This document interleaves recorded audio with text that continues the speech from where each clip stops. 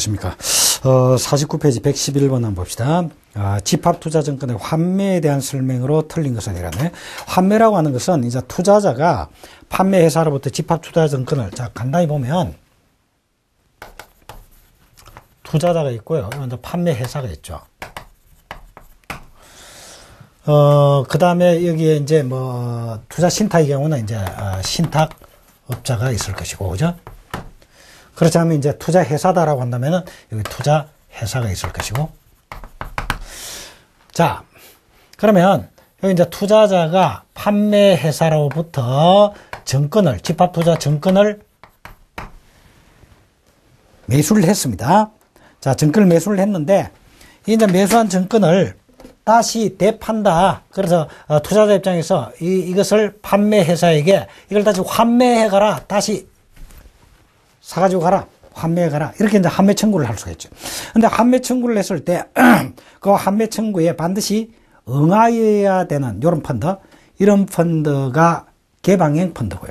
그죠?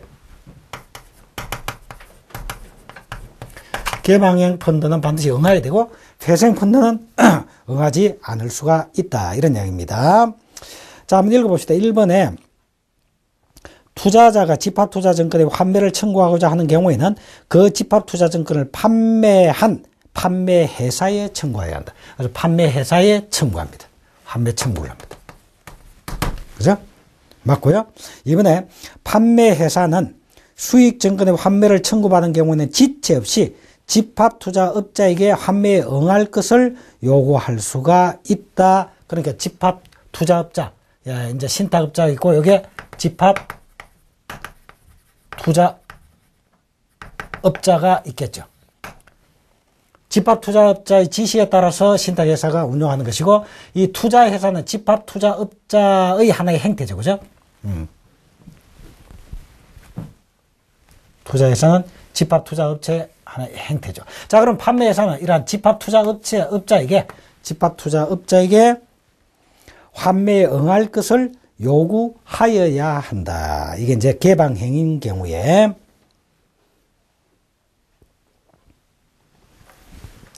그리고 여기 수익증권이 아니고 주권인 경우에는 투자회사에 환매에 응할 것을 요구하여야 한다. 이렇게 되겠죠. 그죠? 그래서 이걸 다 합쳐서 그냥 집합투자업자 이렇게 보시면 되겠죠. 자, 3번에 투자회사의 순자산액이 정관에 정하는 최저 순자산액에 미달하는 경우 환매 청구에 응하지 않을 수가 있다. 여기서 순자산이다라고 하는 것은 자산 마이너스 부채입니다. 그래서 자산에서 부채를 빼고 남은 거, 여기 순자산인데, 투자회사가 환매 청구를 판매회사가 하고 이걸로부터 받았단 말이야. 받았는데 이 투자회사의 순자산액이 정관에서 정하고 있는 최소한 이 이상의 순자산은 확보하여야 한다라고 되어 있는 최저 순자산액에 미달되고 있다. 그럴 경우에는 환매 청구에 응하지 않을 수 있습니다. 개방행위라고 하더라도 응하지 않을 수 있습니다. 그다음 4번에 환매 대금은 반드시 금전으로 지급하여야 하며 어떠한 경우에도 집합투자 재산으로 지급하여서는 아니 된다라고 했는데 이게 틀렸습니다. 그래서 일반적으로 보면 우리 사회가의 경우는 어떠한 경우에도 예외 없이 반드시 이런 것은 100% 맞지 않을 경우가 많아. 왜냐하면 예외가 대부분 다 있기 때문에. 그래서 여기서는 어떠한 경우에라도 이 말이 있으니까 이거 좀 틀린 말 아닌가 이렇게 생각해도 됩니다. 잘 모르겠으면. 자, 그런데 환매 대금은 원칙적으로 금전으로 지급하는 게 원칙입니다. 그래서 환매 대금은 금전으로 지급하는 게 원칙이지만 펀드 투자자 전원이 동의를 한 경우, 이 펀드에 투자한 투자자 전원이 동의를 했다.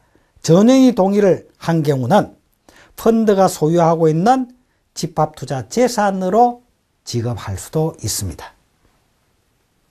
알겠죠? 재산으로 지급할 수도 있습니다. 그래서 111번의 정답은 4번이 정답이다. 자, 근데 112번.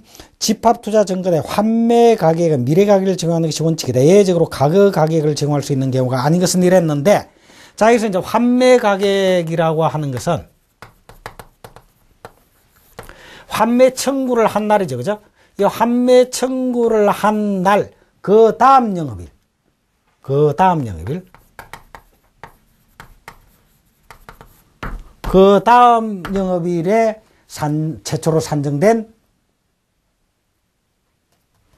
기준 가격을 환매 가격으로 적용합니다. 그러니까 이게 뭐예요? 미래 가격입니까? 과거 가격입니까? 미래 가격이죠. 그래서 판매 가격이나 환매 가격은 원칙적으로는 미래 가격을 적용하는 게 원칙입니다. 그러나 환매 청구일, 바로 그날의 기준 가격을 적용한다라든지, 그지? 이런 경우는 이거는 과거 가격이 되겠죠. 그래서 예외적으로 가격을 적용할 수 있는 경우가 아닌 것은 이렇게 했는데, 자, 먼저 해설부터 먼저 한번 봅시다. 집합투자기구는 변경하지 않고 판매회사를 변경할 목적으로 환매하는 경우에는 환매 청구일로부터 15일 이내에 집합투자규약에서 정하는 판매회사 변경의 효력이 발생하는 날에 공고되는 기준가격으로 정한다. 이렇게 했죠. 자, 이게 바로 1번에 나와 있는 집합투자기구를 변경하지 않고 판매회사만을 바꾸겠다. 그런 경우 이 환매 가격을 적용하는 것은 아까 지난 시간에 본 판매 가격을 적용하는 기준과 똑같습니다. 그러니까 그때는 어떻게 한다고 그랬죠? 이런 판매회사를 변경하는 경우 판매회사 변경의 효력이 발생하는 바로 그날 발생하는 날의 기준 가격을 적용한다고 그랬죠. 그죠? 그러니까 그 효력이 발생하는 날은 지금 환매 청구한 날로부터 미래입니다. 이건 미래 가격이지 과거 가격이 아닙니다. 그래서 여기 보기 1번에 나와 있는 건 미래 가격이죠. 그래서 1번은 과거 가격을 적용하는 경우에 해당되지 않죠. 그래서 1번이 정답이고요. 다음에 이번에 판매회사가 MMF를 판매한 경우로서 투자자가 금융투자 상품의 매수 대금을 지급하기 위하여 MMF를 환매하기로 그 판매회사와 미리 약정한 경우, 자, 이건 무슨 말이냐면 판매회사가 MMF를 투자자에게 팔았습니다. MMF를 투자자에게 팔았는데 이 투자자가 다른 금융투자 상품을 매수할 대금이 필요해서 그 MMF를 환매해다오. 그러면 MMF를 환매해 주면 그 금액을 가지고 즉시 다른 금융투자 상품을 매수하겠다. 이렇게 판매회사와 미리 약정을 한 경우는 바로 환매 대금이 납입되는 그날의 기준 가격을 환매 가격으로 적용합니다. 그죠? 그래서 이거는 바로 미래 가격이 아니고 이거는 과거 가격이 되겠죠. 그다음 3번에 판매회사가 MMF를 판매한 경우로서 투자자가 공과금 납부 등 정기적으로 발생하는 채무를 이행하기 위해서 MMF를 환매하기로 판매회사와 미리 약정한 경우, 이날도 바로 환매 청구일의 기준 가격으로 적용합니다. 환매 청구일의 기준 가격을 적용한다. 그 다음에 4번에 판매회사가 증권 집합투자기구에 MMF를 판매한 경우로서 그 MMF를 환매하는 경우 마찬가지. 이게 또 환매 청구일. 그래서 MMF와 관련해서는 MMF를 환매해가지고 그걸 가지고 공과금 납부 등을 하겠다라든지 또는 MMF를 환매해서 새로운 금융투자 상품을 매수하겠다라든지 이와 같이 MMF의 환매 가격은 바로 환매 청구일의 기준 가격을 적용한다. 그러니까 이거는 과거 가격을 적용한다. 이렇게 볼 수가 있겠죠. 자, 그래서 여기서 2번, 3번, 4번은 다 과거 가격을 적용하는 것인데 1번은 미래 가격을 적용하는 것이다. 그래서 112번의 정답은 1번이 정답이다. 이렇게 볼 수가 있습니다. 자, 113번 한번 봅시다. 환매 수수료에 대한 설명으로 틀린 것을 내렸는데 환매 수수료는 1번에 환매 수수료는 환매를 청구하는 투자자가 부담합니다. 투자자가 판매회사에 환매를 청구하죠. 그 투자자가 환매 수수료를 부담하게 되고 그러면 이런 환매 수수료는 판매회사가 받아서 결국은 집합투자회사에 기속시키는 겁니다. 그래서 집합투자재산에 기속이 됩니다. 그럼 3번에 환매 수수료는 집합투자증권의 보유기간과 무관한 것이 아니라 환매를 청구한 투자자가 그 집합투자기간을 얼마나 오랫동안 보유했느냐라고 하는 보유기간별로 환매 수수료를 부과하는 기준은 다릅니다. 그러니까 오랜 기간 보유했으면 했을수록 환매 수수료는 줄어들겠죠. 그지? 자, 그래서 3번이 틀리고 4번에 환매 수수료는 환매 금액 또는 이익금 등을 기준으로 부과할 수 있다라고 했는데 원칙적으로는 환매 금액에 예를 들어서 뭐 2% 이런 식으로 부과를 하는데 예외적으로 이익금에다가 부과할 수도 있습니다. 이익금은 뭐냐면 환매 시 기준 가격과 정금 매수 시 기준 가격의 차이가 바로 이익금이죠. 자, 그러면 환매를 신청하는데 지금 예를 들어서 요게 이제 투자자가 집합투자증권을 매수했습니다. 자, 요만큼 해서 여기서 환매 신청을 합니다. 환매 청구를 합니다. 그럼 환매 청구를 할 때 환매 가격을 어떻게 결정하느냐라고 하는 것은 지금 설명을 쭉 했죠. 자, 그러면 여기 나온 환매 가격과 정권을 매수할 때 이때 매수 시에 매수 가격이 있겠죠. 자, 이건 다 환매 가격과 매수 가격은 원칙적으로는 미래 가격으로서 기준 가격으로 적용하죠. 그죠? 원칙적으로. 그러나 과거 가격을 적용할 경우가 예외적으로 있었다. 그죠? 그래서 판매 가격의 경우에도 과거 가격을 적용하는 경우가 예외적으로 있었습니다. 그죠? 환매의 경우도 조금 전에 본 바와 같이 예외적으로 있습니다. 자, 그러면 이때 매수 가격과 이때 환매 가격의 차이를 보니까 환매 가격이 이때보다 훨씬 더 비싸더라. 기준 가격이 더 올랐더라. 그러면 여기 요 차액이 플러스로 나오겠죠. 이게 바로 뭐냐? 이게 바로 이익금이야. 투자자가 받게 되는 이익금이 되겠죠. 이 투자자가 받게 되는 이익금을 기준으로 해서 환매 수수료를 부과할 수도 있습니다. 그래서 이 환매 가격 요 자체를 기준으로 해서 부과할 수도 있고요. 또 이익금을 기준으로 해서 부과할 수도 있습니다. 그래서 113번의 정답은 3번이 정답이다. 이렇게 볼 수가 있죠. 자, 근데 114번에 이익분배금에 대한 설명으로 틀린 것은 이랬는데, 자, 이익분배금이다 라고 하는 것은 1번에 투자회사가 이익금 전액을 새로 발행하는 주식으로 분배하려는 경우에는 이사의 계류를 거쳐야 된다. 자, 이 펀드, 투자회사라든지 투자신탁도 마찬가지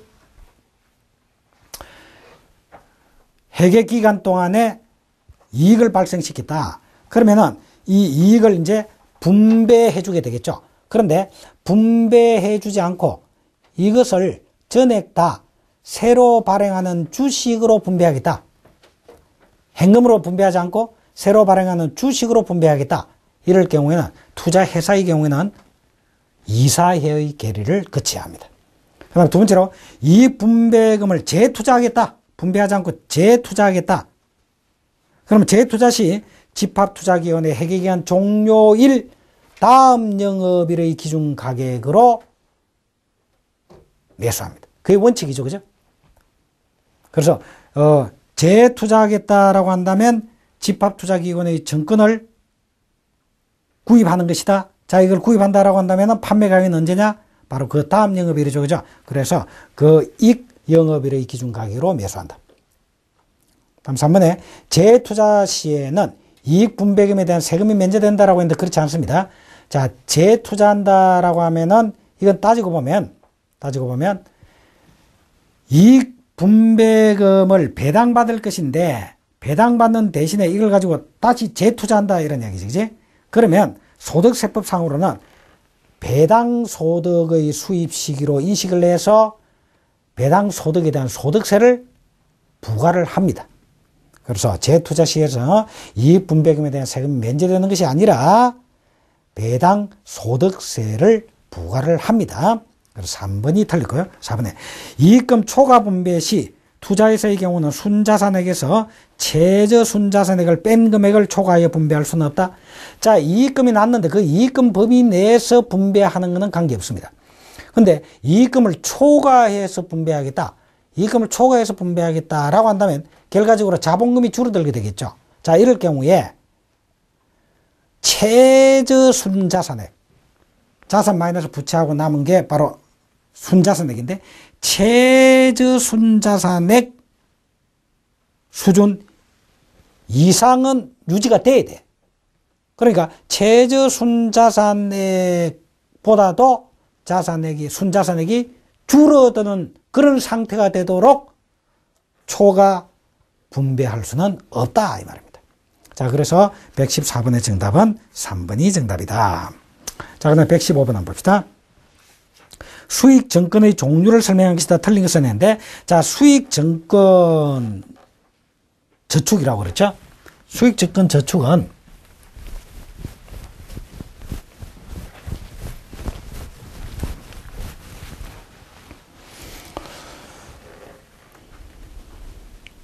집합투자증권의 판매회사가 투자자로부터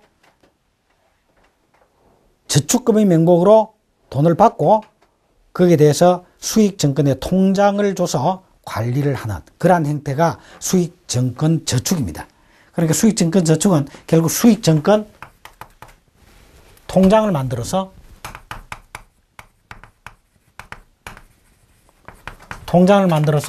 이걸 관리를 하고 이 수익증권 통장에 들어있는 금액으로서 수익증권을 매수하기도 하고 수익증권을 매수, 관리, 보관 이런 것들을 하는 것이 수익증권 통장인데 이게 마치 투자자가 수익증권 통장에 금액을 납입한다라고 하는 것이 저축과 비슷한 개념이다라고 해서 수익증권 저축이라고 이름 붙이고 있는 겁니다. 자, 그러면 이런 수익증권 저축의 종류를 한번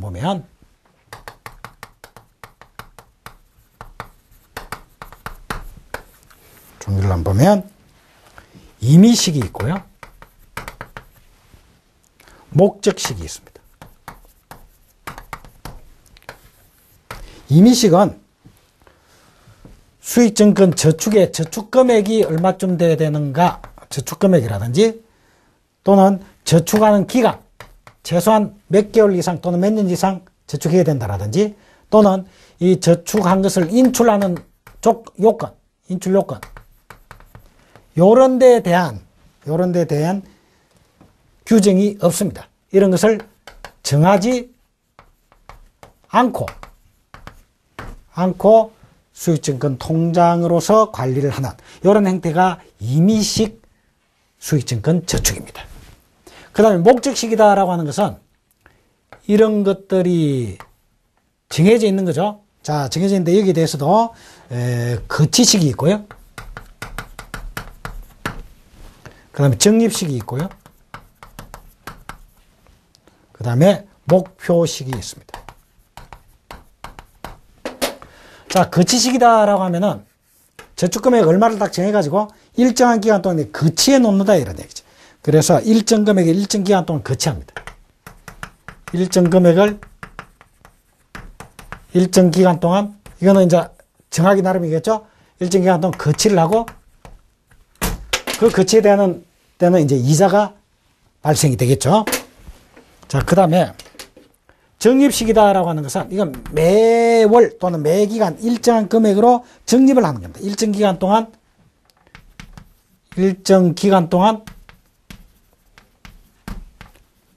적립을 하는 이런 형태고요. 목표식이다라고 하는 것은 이 목표식은 저축 목표액을 정하고 목표액을 정하고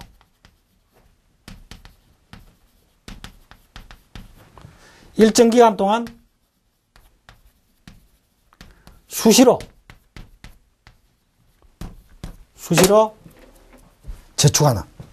저축을 해서 목표를 달성하는 이런 형태가 목표식입니다. 자, 그러면 115번 문제 수익증권 저축의 종류를 설명하기 위해서 틀린 것을 냈는데 1번에 거치수익은 동일 계좌에서 추가 납입하는 것이 불가능합니다. 그래, 거치식은 어떤 식이냐면 여기서 이야기했듯이 거치식은 일정한 금액을 딱 정해놓고 이 일정한 금액을 일정 기간 동안 거치하는 형태입니다. 그러니까 동일한 계좌에 이 금액을 더 추가로 납입하겠다. 이런 것들은 불가능합니다. 딱 금액 정해놓고 그걸 거치하는 형태죠. 그래서 추가로 더 저축하겠다라고 한다면 계좌를 하나 더 만들어야 되겠죠. 그 다음에 이번에 적립식은 저축기간 중 일부 인출이 가능하다. 자, 적립식은 일정 기간 동안 매월 얼마씩 적립하는 형태죠. 매월 얼마씩 적립을 하는데, 자, 몇 개월 지났을 때 적립액이 어느 수준에 도달하면 그 중에 일부의 인출을 가능토록 해줍니다. 목표식도 마찬가지입니다. 목표식도 일부 인출이 가능합니다. 목표액을 정해놓고 일정한 수시로 저축하는 것인데 이것도 일정한 해차가 지나고 나면은 일부 인출을 가능토록 해주고 있습니다. 자, 그 다음 거치식, 적립식, 목표식은 모두 임의식이 아니고 전부 목적식이다. 그래서 저축금액이라든지 기간이라든지 인출 요건 같은 게 정해져 있다. 자, 그래서 115번의 정답은 4번이 정답이다. 자, 이제 116번 한번 봅시다. 수익증권 저축의 저축재산 인출에 대한 설명으로 틀린 것은 이랬죠. 인출. 자, 1번에 저축자는 신탁계약에 의해 환매가 제한된 경우를 제외하고는 언제든지 저축재산의 전부 또는 일부에 대하여 인출을 청구할 수가 있습니다. 그러니까 인출을 하겠다라고 한다면 간단히 따지면 이런 거죠. 수익증권 저축해가지고 저축을 해놨는데 이 저축금액으로서 판매회사는 수익증권을 매수해서 이걸 관리를 한단 말이야. 자, 그러면 이 수익증권 환매가 불가능하다라고 한다면 투자자가 그 환매 청구를 할 수가 없겠죠. 그런데 환매가 이렇게 불가능한 경우를 제외하고는 언제든지 지금까지 저축한 금액에 대해서 인출을 청구할 수가 있겠죠. 찾는 게 가능하다. 그 다음에 두 번째로 저축재산의 일부를 인출하는 경우 판매에서는 원칙적으로 선입선출법에 의해서 지급한다라고 하는 말은 이거 무슨 말이냐면 결국 이제 저축을 이렇게 쭉 할 거 아닙니까? 그러면 적립식이다라고 하면 일정 기간 동안 적립을 쭉쭉 하겠죠. 매월 하겠죠. 그러면 처음에 들어온 요걸 가지고 수익증권을 사고 요걸 가지고 비수익증권을 사고 요걸 가지고 시수익증권을 샀다라고 한다면 결국은 인출 요청이 있으면은 순서에 따라 요금 먼저 환매해서 그 금액으로 인출한 것이고 그 다음에 요걸 환매해서 인출한 것이고 이런 식으로 선입선출법에 의하는 게 원칙입니다. 그 다음에 재투자분에 해당되는 수익증권에 대한 환매 청구가 있으면 이익금이 남았다. 이익금을 재투자했다. 그러면 이때 대해 환매 청구를 하겠다. 재투자분에 대해 환매 청구를 했다. 그러면 재투자는 어떻게 되는 거예요? 지금까지 미리 수익증권을 구입하고 쭉 있다가 이익이 발생됐다. 그걸 가지고 재투자했다라고 하니까 그거는 앞부분이 아니라 뒷부분에 구입한 수익증권이 되겠죠. 그래서 이런 경우는 후입선출법을 적용한다. 뒤에 것을 먼저 지금 환매해줬다라고 해서 환매 가격을 산정하게 되는 것이다. 그래서 후입선출법을 적용한다. 이 경우는. 그래서 4번에 저축자가 저축재산의 인출 시 수익증권 현물을 요구하더라도 판매회사는 현금 또는 즉시 추심할 수 있는 수표 등으로 현금으로 반드시 지급해야 되느냐? 그렇지 않습니다. 저축자가 저축재산의 인출 시에 수익증권 현물을 요구하는 경우 판매회사는 특별한 사유가 없는 한 수익증권 그 자체를 지급하여야 합니다. 현물을 지급하여야 합니다. 그래서 저축자가 현물을 요구하는 경우에는 판매회사는 특별한 사유가 없는 한 수익증권 현물을 지급하여야 한다. 자, 이제 117번 문제. 수익증권 저축의 만기 지급일에 대한 설명으로 틀린 것은 이랬는데, 자, 이제 만기 지급일, 수익증권 저축의 만기를 일정 기간 동안 이렇게 했다면은 이 일정 기간 동안 언제 만기가 된다라는 만기일이 났겠죠. 그래서 만기 지급일에 대한 설명 중 틀린 것은 냈는데, 1번 저축기간을 정할 때, 자, 저축기간을 정할 때, 1단위로 정한 경우는 최초 매수일로부터 계산하여 저축기간이 만료된 날의 다음 영업일을 만기로 본다. 그래서 일 단위로 정한 경우에는 최초 매수일로부터 계산해가지고 저축기간이 만료된 날이 아니라 만료된 날의 다음 영업일을 만기일로 합니다. 그 다음 영업일을 만기일로 한다라고 하는 말은 결국 계산할 때는 실제로 매수일을 포함해 가지고 계산해 버리면 됩니다. 자, 그래서 어쨌든 이게 일 계산을 할 때 최초 매수일로부터 계산하여 저축기간이 만료된 날의 다음 영업일을 만기일로 한다. 자, 그래서 1번 틀렸고요. 만료되는 날이 아니고 만료되는 날의 다음 영업일입니다. 1번이 틀렸고, 그 다음에 2번에 저축기간을 월 또는 연 단위로 정한 경우에는 저축기간이 만료된 월의 최초 납입 상당일. 그러니까 3월 3일 날 최초로 납입했는데 그로부터 1개월 동안이다 라고 한다면 바로 4월 3일 이런 식으로 되는 거죠. 그죠? 그래서 만료되는 월의 최초 납입 상당일의 만기가 된 걸로 본다. 그 다음에 월 또는 연으로 정한 경우 저축기간 만료일이 되는 월에 그 해당일이 없을 때는 그 월의 말일로 친다. 예를 들어 2월달 같은 경우는 그런 경우가 많죠. 그래서 최초 납입일이 2월 28일인데 1년이다라고 했으면 그 다음에 2월 28일, 최초 납입일이 2월 29일이라고 합시다. 2월 29일인데 1년이다라고 한다면 그 다음에 2월 29일인데 29일이 없단 말이야. 그러면 28일을 만기일로 한다. 그 다음에 네 번째로 투자 신탁의 신탁계약 해지로 인하여 신탁계약 해지로 인하여 종료된 경우에는 해지 결산 후의 첫 영업일, 해지 결산하고 난 다음 날의 다음 영업일을 만기로 한다. 이런 이야기입니다. 자, 그래서 우리는 만기일을 어떻게 계산하느냐라는 걸 원칙을 쭉 설명을 했고, 그래서 117번의 정답은 1번이고요. 이제 구체적으로 예를 한번 봅시다. 118번에 2013년 7월 15일에 수익증권을 매수했다 이때. 매수했는데 저축기간이 10일이래. 10일이면 만기 지급일이 얼마냐? 만기 지급일이 언제냐? 이러면 바로 최초 매수일로부터 기산하여 그 다음 영업일이라고 그랬죠. 다음 영업일. 그러면 7월 15일부터 기산하여 10일이 된 다음 영업일입니다. 다음 영업일이니까 계산하면은 15일에서 11일 더한 바로 그냥 7월 25일이 됩니다.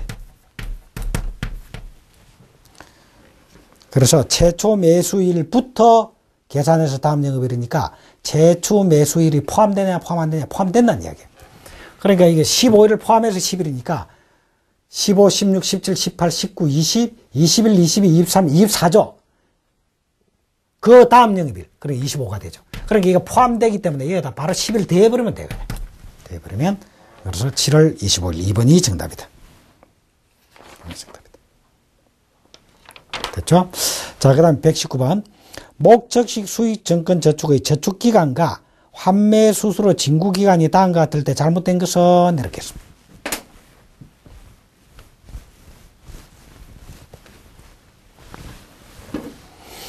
(2011년 10월 20일에) 저축기간 1년 년도로 정했네. 1년의 월 정액 적립식으로 매월 일정한 액수로 적립하는 적립식으로 A펀드에 가입하였다. 그 이후 매월 20일에 30만원씩 매수하였으며 30만원씩 매월 20일에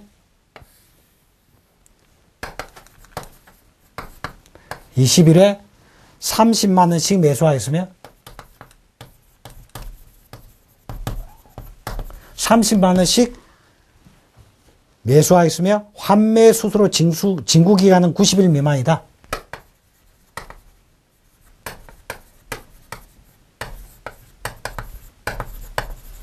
(90일) 미만이다. 자, 이렇게 되어 있네요. 하나하나 봅시다. 먼저 만기 지급이란 언제가 되겠는가? 자, 저축기간 1년이다 이랬죠. 그럼 저축기간 1년인데 연으로 정했는데 10월 22일 날 최초로 매수했다. 그지? 그러면 연으로 정했을 경우에는 바로 그 해의 만료되는 월의 최초 납입일이죠. 월의 최초 납입일이니까 1년 뒤니까 2012년 바로 10월 20일이 될 것이다. 그렇죠. 그죠? 2012년 10월 20일이 될 것이다.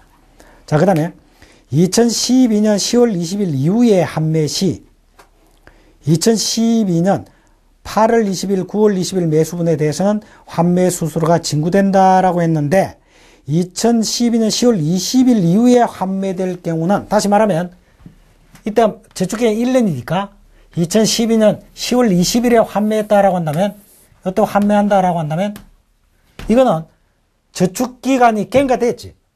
저축기간이 경과됐기 때문에 수익증을 환매해서 그것을 현금화한다라고 하는 데 대한 환매 수수료를 지급할 필요가 없습니다.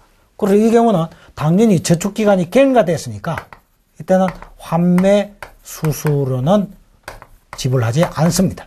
면제됩니다. 그래서 2번이 틀렸죠.